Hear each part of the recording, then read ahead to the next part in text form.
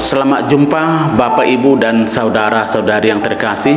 Saya Pastor Markus Manurung OFM Cup kembali hadir di tengah-tengah kita untuk menyampaikan penjelasan kitab suci pada minggu biasa ketiga tahun C.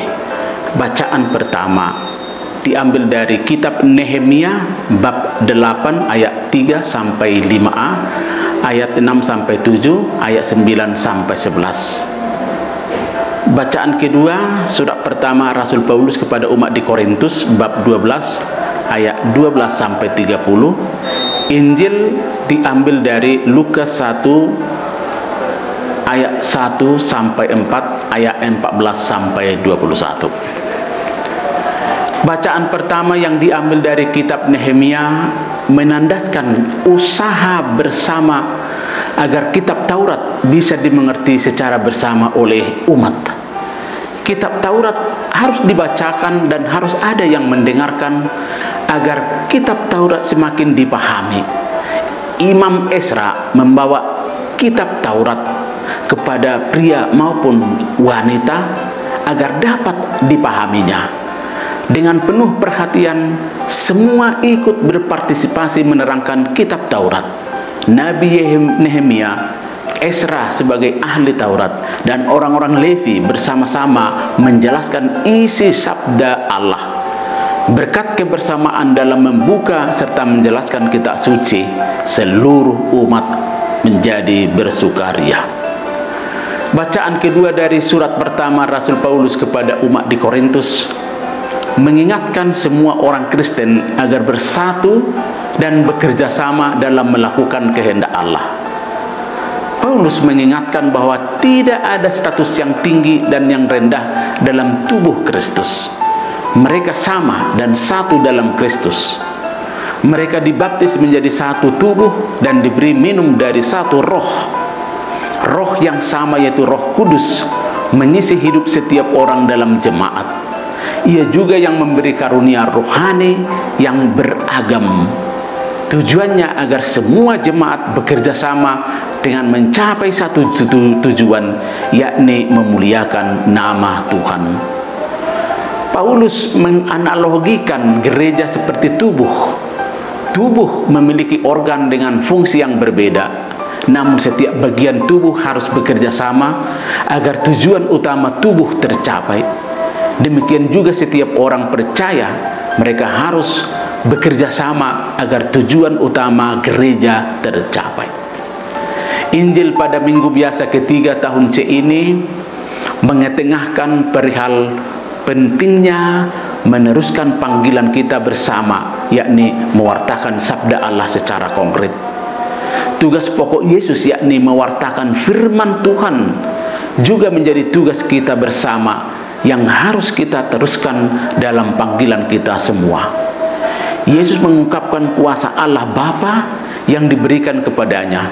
Melalui roh itu, Yesus menyatakan visi dan misinya yang utama, yakni mewartakan kebaikan Allah. Satu ide yang bisa dikembangkan lewat bacaan-bacaan minggu ketiga tahun C ini ialah pentingnya hidup bekerja sama dengan semang roh. Setiap orang percaya memiliki karunia berbeda untuk maksud dan tujuan yang Allah tetapkan kepada setiap orang. Karunia itu bukan untuk dibandingkan, apalagi dipertandingkan. Hal itu akan membuat relasi persekutuan menjadi tidak nyaman.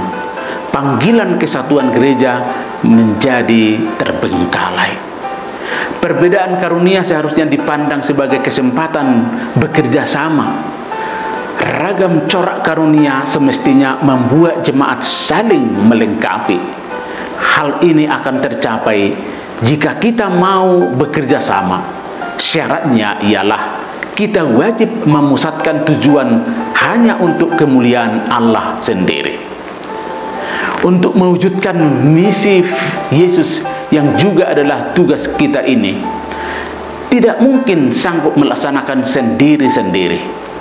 Melalui roh yang sama, Allah memberikan kemampuan, talenta, bakat, keahlian, kekuatan yang berbeda-beda. Itulah kekayaan gereja. Dalam hal inilah kita diharapkan mau mewujudkan dalam visi dan misi yang sama, walaupun kita berbeda.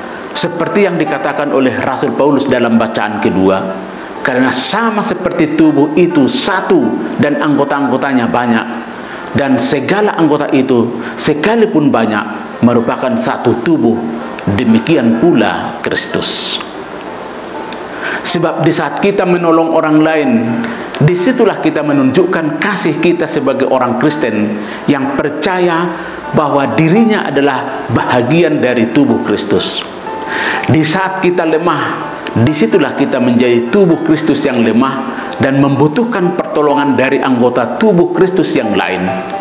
Maka dengan demikian, sepatutnya lah dalam setiap kita ditolong dan ditolong, maka Kristuslah yang termulia karena kita melakukan apa yang seharusnya dilakukan oleh anggota tubuh Kristus. Mari kita memuliakan Tuhan Allah melalui peran dan fungsi kita masing-masing, sebab satu kesatuan yang utuh sebagai anggota tubuh Kristus. Kita akan sanggup melakukan apa yang dikehendaki oleh Allah bila kita mempersatukan apa yang kita miliki yang telah dianugerahkan oleh Allah kepada kita. Moga-moga dengan kemampuan kita mempersatukan diri kita yang satu dengan yang lain, Allah akan menganugerahkan yang berlimpah kepada kita semua. Tuhan memberkati. Amin.